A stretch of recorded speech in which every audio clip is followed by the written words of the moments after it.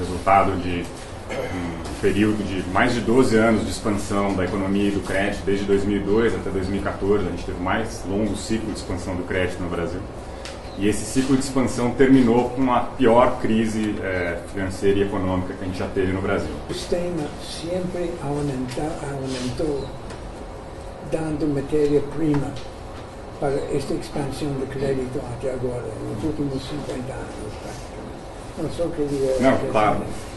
Mas assim, no caso da história econômica brasileira, né, foi o nosso período mais longo de expansão de crédito. E no final desse período, ele ainda foi turbinado por uma série de políticas públicas, principalmente via Banco do Brasil, Caixa Econômica Federal e BNDES, numa tentativa de continuar o crescimento baseado na tal nova matriz econômica. E obviamente, quando você chega no final de 2014 com esse sistema basicamente entrando em colapso, o que acontece em 2015 e 2016 é uma contração muito profunda da nossa economia, né? No combinado aí foram mais de 8% de contração da economia, aliada a uma alta de juros e aliada a uma alta da inflação.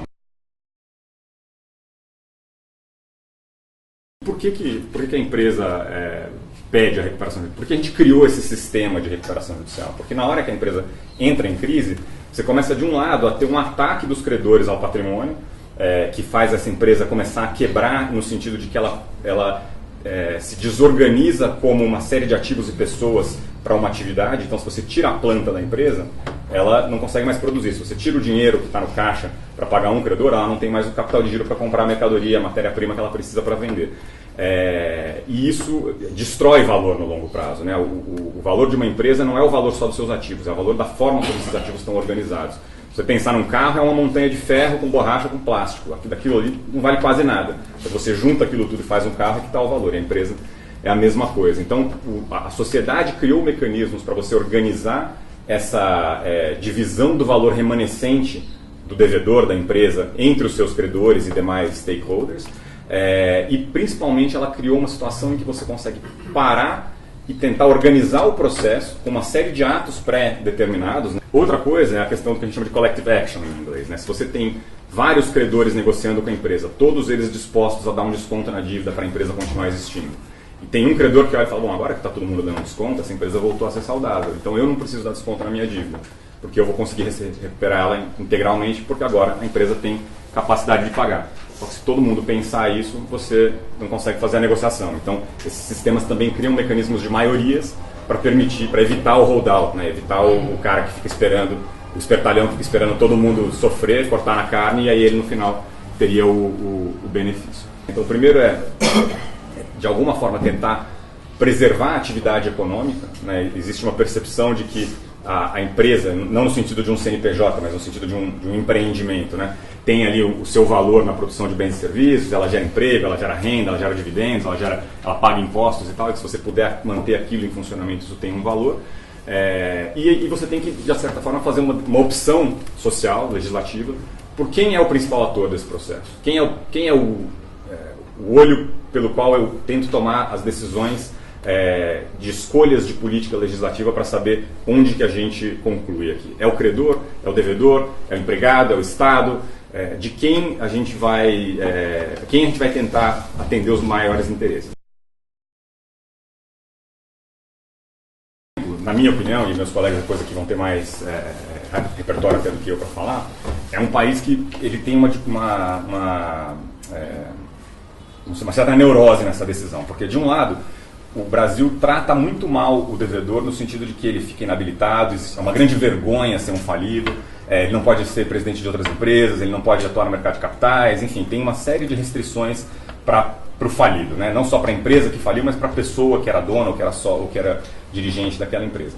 Por outro lado, dentro do contexto da recuperação judicial, isso é uma opinião pessoal minha, né? É dado uma quantidade de poder ao devedor, principalmente ao acionista da empresa, e acho que aí que foi o erro da escolha legislativa brasileira, em que é muito difícil para o credor conseguir exercer uma pressão saudável nesse processo para que saia desse processo um acordo fair para todo mundo. A única arma que o credor tem... Por que é tão difícil? Porque a única arma que o credor tem é o que eu chamo da opção homem-bomba, que é colocar a empresa em falência. Falência no sentido de liquidação, de você pegar os ativos, encerrar a atividade e vender só os ativos. Só que nesse cenário de falência, a história mostra no Brasil como as coisas demoram muito para se resolverem, anos e anos e anos e anos. A realidade é que o valor presente dessa opção para o credor é quase zero. Então ele fica numa situação em que ele fala, devedor, se a gente não chegar num acordo, eu vou te colocar em falência. Só que ele não tem credibilidade, porque o devedor fala, eu vou perder tudo, mas você também vai perder tudo. Então fica nessa, é uma ameaça um pouco vazia. E a maioria das empresas que vai à falência, não vai à falência porque os credores decidiram que era a maneira de colocar o devedor numa situação melhor de negociação. Ela vai à falência porque começam a ter os problemas com os trabalhistas, os fiscais, etc. E o juiz fala, de fato, essa empresa já não opera mais, ela não tem nenhum tipo de atividade, não tem muito mais sentido a gente continuar gastando energia aqui, eu vou colocar essa empresa em liquidação, e o que sobra para ser liquidado, geralmente mal paga as despesas do próprio processo, o administrador judicial, os advogados, as custas da massa, enfim. O devedor ele tem uma posição, e nós, os advogados e os assessores financeiros, que trabalhamos em conjunto, e o advogado tem que entender de economia, tem que entender de matemática, se não entender, está na profissão errada. O que acontece? A gente vai negociando, a gente tem que, numa RJ, por exemplo, aprovar em todas as classes. Então, na verdade, você tem que ter uma habilidade como se você estivesse num jogo de pôquer. Porque é o que o Guilherme falou, você tem que saber até que ponto eu vou pressionar esse credor, em que ele vai decidir, não, eu vou para falência ou eu vou aceitar isso aqui. Porque ainda pode acontecer para determinados credores, não os grandes, mas se um credor que tem um crédito pequeno, numa classe pequena, tá, ele pode ser o holdout e não aprovar uma RJ inteira. Tá? E esse cara, e eu acho que quem leu aquele livro Previsivelmente Irracional, falam que as pessoas às vezes não tomam decisões econômicas. Então muitas vezes, e o Guilherme está 100% certo, se tu ir para falência é zero. Essa não devia ter essa discussão. Só que nós hoje em dia muitas vezes nos enfrentamos com esse dilema. E a gente percebe, trabalhando em banco, que você, se tem um contrato de arrendamento mercantil, onde a propriedade do bem é sua, você não consegue pegar. Se você tem uma alienação fiduciária, você não consegue recuperar. Então, até mesmo as garantias, elas são colocadas de lado, os direitos mais básicos dos credores são eliminados diante de um princípio de proteção social que, no fundo, é um perfeito engodo. É um equívoco a gente achar que pode pegar para pressionar um devedor um bem vital da companhia, como você mesmo alertou, né? Porque se você tira aquele bem, a empresa para e nenhum juiz autoriza. O que a gente percebe é que, voltando um pouco, o que acontece é que as empresas, grande parte delas, elas requerem a recuperação judicial não para se reorganizar. Na verdade, elas veem nisso uma possibilidade de postergar por muito tempo o pagamento da dívida que ela sabe que não tem condição de pagar. Sim, acho que a questão, principalmente na primeira instância, é onde você sente mais essa influência, e ela não é tanto uma influência política, ela é uma influência social, principalmente nos lugares menores. Tá dizendo desse tamanho, o frigorífico que estava em recuperação judicial era o maior empregador da cidade. Né? Claramente você tinha ali um favoritismo do juiz, que era, em algumas situações, tão grande que a gente tinha até a impressão de que podia ir além da preocupação social, né? Que podia ter alguma coisa errada acontecendo ali. Obviamente a gente não tinha prova, mas ficava com essa sensação de que estava demais, né? Estava torcendo demais para o time da casa. E isso acontece. Quando você vem para as praças maiores, né? Principalmente São Paulo, que tem as varas especializadas, Rio de Janeiro tem as varas empresariais, que também tem um certo grau de especialização e tal, eu sinto menos essa influência política e social. Agora, a gente vive num país em que, principalmente as cortes superiores, são órgãos políticos, né? Então, quando chega lá no STJ e tem que decidir se a Avianca vai ou não vai devolver os aviões, você está falando de um grupo pequeno de juízes que está altamente exposto à mídia e cujas decisões são... tem um lance de jogar para a plateia também, né? Eles têm suas visões políticas e tal. E principalmente no STF, né? Que de fato é um tribunal político, hoje cada vez mais um tribunal político. Então, até quando a gente vai fazer uma análise para comprar um ativo e tem uma questão jurídica para ser decidida e a gente entende que é uma questão que tem uma conotação que pode se tornar política, é uma análise muito difícil, porque deixa de ser uma análise técnica. A empresa que entra em recuperação judicial no Brasil é estigmatizada. Quer dizer, ela fica marcada, ela fica no índex. Eu não sei se em outros países é a mesma coisa. Quer dizer, é uma doença incurável, quer dizer, não dá para ela mais.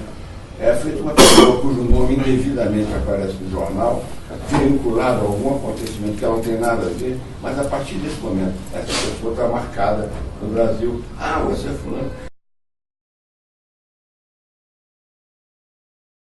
De como, quanto vale ao final uma massa falida no Brasil, comparado com o preço, vamos dizer, pico na bolsa, outra medida, comparado com as massas falidas nos Estados Unidos, na Alemanha ou em Inglaterra, quando tem um sistema mais estruturado. Que é o valor relativo a outros países de uma massa falida no Brasil? Tem um estudo interessante que é publicado pelo World Bank, eu acho que ele sai de 5 em 5 anos, que faz uma análise que é a seguinte: qual é o tempo médio de um processo de insolvência num país? Qual é a recuperação média de créditos pelos credores? Ele não faz uma medida de quanto valia a empresa antes e depois, mas acho que é um proxy interessante se você olhar essa recuperação média, porque no fim das contas, teoricamente, quase todo o valor vai para os credores ali, né? E aí você pega países, né, OCDE, etc., estamos falando geralmente de processos que demoram entre 2 e 5 anos, na média, e recuperações aí que talvez a Inglaterra seja mais alta, acho que é 80 e alguma coisa, Estados Unidos é 70 e poucos. Aí depois eu vou falar rapidinho porque esses sistemas são mais eficientes, né? E aí você vem em Chile, 40 para 3 anos, etc. Chega lá nas listas que começam os países de nome difícil de pronunciar, os estãos, os países da África, lá no meio tem o Brasil também. E o Brasil, a média de tempo que demora são 7 anos. E assim, pô, 7 anos, a gente fez um trabalho bem feito, né? Caprichamos, então deve ter uma boa recuperação. 7 anos de média para concluir um processo de insolvência. 7 anos bíblicos. 7 anos bíblicos, né? E aí a recuperação média de crédito no Brasil são 12%. Né? Então, assim, é muita diferença, é um processo muito ineficiente. Isso né, faz parte do software em que o país roda e é uma pena que a gente tenha essa versão desatualizada e mal aplicada do software. Mas comparando um pouquinho com Inglaterra e Estados Unidos, que são sistemas que eu conheço razoavelmente bem, a opção legislativa nesses dois países foi uma opção de privilegiar o credor. E aí é interessante que de duas maneiras diferentes. Então, nos Estados Unidos você privilegia o credor no sentido de que tudo que está sendo feito no processo tem como interesse principal maximizar a recuperação do credor. E existe uma ordem legislativa, como aqui no Brasil também tem, de quem vai ser pago primeiro. O credor que tem garantias, ele tem um direito absoluto àquela garantia. Ninguém pode tirar aquela garantia dele, a não ser que você dê o que eles chamam de adequate protection, que é uma certeza de que de alguma outra forma ele vai ser pago. Ou ele tem que receber os pagamentos antes dos outros, ou ele tem que ter uma outra garantia. Então, nos Estados Unidos, é essa visão pró-credor, só que é a visão preservação da empresa. Então, na medida do possível, o juiz faz o que for possível para manter a atividade econômica, só que essa empresa muda de dono, ela passa a ser dos credores. Então, os credores sênior recebem dinheiro, os credores mezanino, vamos dizer assim, recebem dinheiro com haircut, e aí você tem o que chamam de fulcrum securities, que é a última dívida que vai ser paga antes de acabar o dinheiro, quem está embaixo dela não recebe nada, e essa dívida é paga com o equity da companhia, e aí esses credores ficam sendo donos da empresa. Então, a atividade é preservada, preserva-se a empresa, não necessariamente o empresário. O empresário ele perde o que ele tinha, mas ele tem o tal do fresh start. As dívidas dele são limpadas, né, são extintas, e ele pode começar de novo, e nos Estados Unidos é quase uma marca, uma cicatriz de guerra, assim, um badge of honor você ter falido algumas vezes, né? Mostra que você tentou e não deu certo, e esse sistema de fato estimula o empreendedorismo, estimula as pessoas a tomarem risco, porque elas sabem que se der errado, o que está para ser perdido é só aquilo que você de fato aportou no negócio. Não é que nem aqui no Brasil que o empresário que entra num processo de recuperação judicial, na física vai ter penhora na conta corrente trabalhista, vai ter problema fiscal para o resto da vida, vai ficar com o CPF sujo, enfim. O nosso sistema, como ele não funciona como deveria, a gente criou esse jeito de extinguir o conceito de responsabilidade limitada e trazer o empresário, pessoa física, o controlador, o diretor, para dentro do processo também. Na Inglaterra você tem um administrador indicado pelo tribunal, ele faz a venda dos ativos o mais rápido possível, e a visão desse sistema é que o mercado vai ocupar o espaço que aquela empresa deixa. Eu não preciso salvar aquela empresa. Se aquela empresa deixa de existir, eu dissemino os ativos dela pelo resto do mercado, se existe uma demanda pelo produto que ela fazia, não adianta a gente querer salvar a Olivetti, ninguém mais faz máquina de escrever. Né? Não vai ter recuperação judicial, nem haircut, nem concessão dos credores que vai salvar uma empresa cujo negócio não é viável. Então, se o negócio dessa empresa era bom, outra empresa vai vir ocupar o mercado. E eu acho que aqui falta um pouco dessa visão. Né? O nosso Poder Judiciário, ele tem como uma pecha, assim, resolver um problema individual sem se preocupar com o problema coletivo que você vai gerar. Então, se eu tenho a pessoa com um problema de saúde... Isso é o foco da Inglaterra. Na Inglaterra, o foco é liquidar os ativos rápido, porque o mercado é eficiente e se existe uma demanda pelo produto que aquela empresa produzia, outra empresa vai ocupar aquele espaço. Essa outra empresa vai gerar emprego, renda, tributos, produtos e serviços. Eu não preciso salvar aquele devedor. Aquele devedor, eu tenho que botar os ativos dele de volta no mercado o mais rapidamente possível. Então a opção não é preservar a empresa, é liquidar rápido para abrir o espaço para que novos participantes do mercado possam assumir aquela posição. A falência parece o pior cenário para todo mundo, de fato, e a gente não tem ainda uma proteção legislativa boa o suficiente para que dentro do ambiente de falência possa, por exemplo, ainda haver acordo entre credores e devedor e credores, porque em várias jurisdições pode ter acordo. A falência não significa que vai acabar o mundo para todo mundo, né? Só significa que o devedor perde um pouco mais de poderes de gestão e de encaminhamento do assunto, e isso passa para um administrador judicial, né? E tem um preconceito muito grande ainda, porque a gente vive um ambiente ainda não muito legislativo, não muito claro em termos de sucessão para empresários. Um tema em que o advogado, o juiz e todo mundo que está participando tem que entender contabilidade, tem que entender economia, tem que entender de negócios, porque senão o resultado que você extrai desse processo ele é muito inferior ao que seria se você tivesse partes mais preparadas ajudando o processo a funcionar. E no fim das contas, especialmente na comparação com outros países, parece muito uma escolha de que valores a gente vai ter predominando sobre a lei, sobre as decisões, né?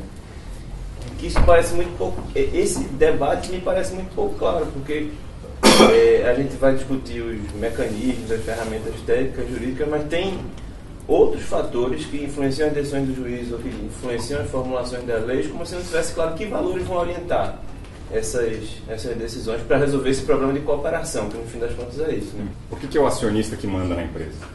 Porque ele fica com o que sobra. O credor tem o dele garantido, ele recebe primeiro que todo mundo. O empregado tem o salário dele garantido, ele recebe primeiro que todo mundo. Então, a pessoa que toma as decisões sobre abrir uma nova fábrica, aumentar o salário do empregado, contratar um consultor, vender um pedaço da empresa, tem que ser o acionista, porque é ele que fica com o resultado final daquilo, enquanto a empresa é solvente. Na hora que a empresa deixa de ser solvente, ele já não tem mais nada a perder. Quem tem tudo a perder são os credores. Então, nesse momento, a escolha legislativa dos Estados Unidos e Reino Unido reflete isso. Quem está mais bem posicionado para tomar as melhores decisões para a empresa é o credor, porque é ele que tem tudo a perder ali. Todo real que aumenta, melhora a recuperação dele, todo real que diminui a recuperação dele. O acionista, teoricamente, já não tem mais nada, né? O equity já foi wiped out, como a gente fala, né? Então, quando você cria uma pessoa que tem o interesse alinhado e uma regra clara para entender qual é esse interesse, fica muito mais previsível e fácil de tomar as decisões judiciais. Quando você tem um interesse difuso, social, que abarca basicamente qualquer coisa, você pode justificar qualquer decisão sem ter um direcionamento claro. Então, eu acho que é uma má escolha do ponto de vista de política legislativa e da administração do processo de recuperação da empresa. Eu acho que realmente precisamos de uma legislação que proteja, né, e que dê novas condições da companhia sobreviver. Você falou muito bem, Guilherme, uma coisa que eu sempre me preocupei. No Brasil, você confunde a empresa com acionista. Quer dizer, hoje você vê as grandes construtoras, o Odebrecht, são empresas tecnicamente extremamente competentes, né, e que realmente fizeram trabalhos fantásticos no mundo todo. Agora, os acionistas da companhia fizeram o que fizeram. Quer dizer, agora a companhia acaba pagando, nós não conseguimos separar o acionista da empresa, né? Quer dizer, e a sobrevivência da empresa, ela que gera empresa, ela que gera trabalho, ela que gera imposto. E nós não conseguimos fazer essa distinção clara. Com a nova lei, dependendo de serem preenchidos determinados requisitos, um terceiro pode comprar os ativos da empresa que está em recuperação judicial de uma maneira mais segura do que se ele comprar fora do ambiente da recuperação judicial. Sim. Porque a lei hoje diz o seguinte: se houver um processo competitivo, né, basicamente, se houver um processo competitivo, se for pago um valor justo, se o vendedor, que é a empresa em recuperação, continuar com a atividade remanescente suficiente para servir ao propósito da lei, que é não só o de praticamente liquidar, mas sim de viabilizar aquela empresa, se isso e outros tantos requisitos jurídicos forem preenchidos, o comprador desse ativo, ele compra isento de responsabilidade do passado, né? E o STF já falou, olha, isso é plenamente constitucional, porque houve partidos políticos que quiseram dizer, não, isso aqui é inconstitucional, porque não faz sentido comprar atividade, aí o coitado do empregado não vai ter de quem cobrar o crédito trabalhista dele. Bom, mas tem o outro coitado do empregado que está desempregado, que se esse cara não comprar, não vai ter emprego também. Então, no final do dia, é um sopesamento de valores. E nesse julgamento do STF, Fernando, se falou muito disso. Sopesamento de valores. Então, assim, foi o caso da Gol, né, que foi o leading case na questão do artigo 60. Houve o caso da Gol, um dos primeiros da Varig, né, um dos primeiros casos de recuperação judicial, que foi lá no Rio de Janeiro até. E desde então a Ayub, que foi o juiz desse caso, é uma referência em recuperação judicial. A Varig, por exemplo, ela tinha 3 frentes: tinha frente de passageiros, frente de carga e frente de logística. Ela se quebrou em menores empresas, e essas menores empresas foram vendidas na forma que a gente chama de unidade produtiva isolada. Então houve lá um processo competitivo, a Gol comprou, né, levou, depois teve uma série de reclamações trabalhistas de ex-funcionários da Varig, falando, a Gol tem que pagar a conta. E o juiz de primeira instância trabalhista não estavam nem aí, estavam dando, e os tribunais regionais do trabalho estavam confirmando as decisões. Foi só quando chegou lá no TST que o TST começou a falar, não é assim, senão a gente inviabiliza o Instituto da Recuperação Judicial. E aí, outros casos houve isso, e no caso da Parmalat, que foi um outro caso emblemático, a gente já viu uma mudança de conceito no tribunal regional. Então, em primeira instância, continuava o juiz contra a empresa, a favor do trabalhador, mas já no Tribunal Regional do Trabalho já revertiam as decisões, não esperava chegar ao TST.